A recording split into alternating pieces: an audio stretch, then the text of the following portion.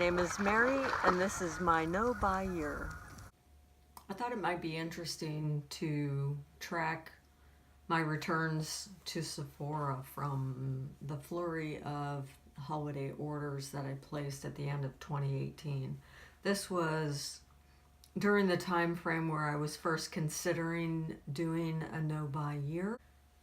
While I purchased them all in 2018, I did not ship the return box to Sephora until 2019. So after I had already made my decision to commit to a no-buy year, I looked at my recent purchases and reevaluated the usefulness of the products and the likelihood that I would really consider any of these items as valuable in my collection. So the hatchet came out and I really was able to, without equivocation, axe these from my collection and send them back to Sephora.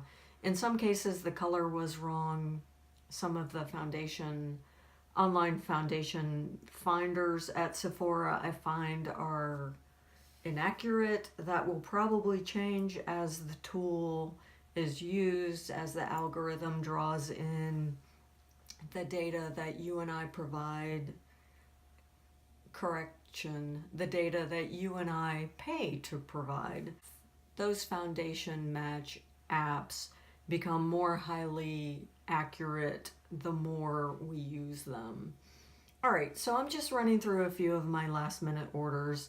I will, on one side or the other, do a split screen so you can look at what the products are. Alright, the first product I decided to ixnay from my collection was actually a lipstick where I enjoy the formula. The color was just completely wrong for me.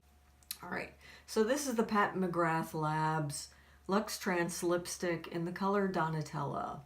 I really wanted to love this as a beigey neutral daytime lipstick. However, it washed me out. I looked like a zombie, and I've never truly been able to emotionally connect to the idea, to the archetype of the zombie. It just means nothing to me. It washed me out. It was too pale, too light, and not at all flattering, so that went back. Also from the same order, I tried and wanted to love, and perhaps would love if the color were a better match. In this case, I used the Sephora foundation finder. It was during one of the sales, so frankly, the stock was dwindling as I was purchasing, and I decided to, because of their very generous return policy, I decided to give it a try.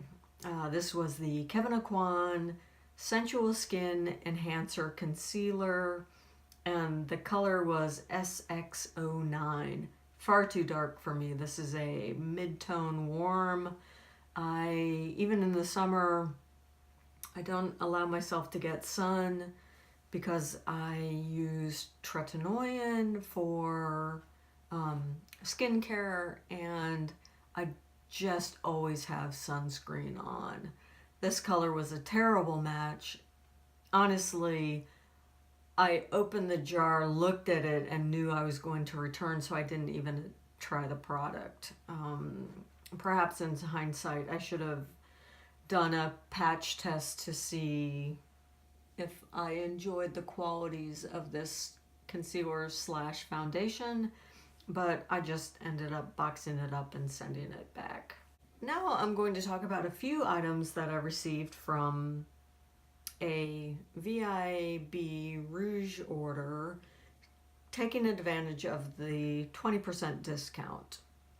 So temptation was high, and generally I have a running shopping cart which I sort of abandon, but Sephora clearly saves those shopping carts.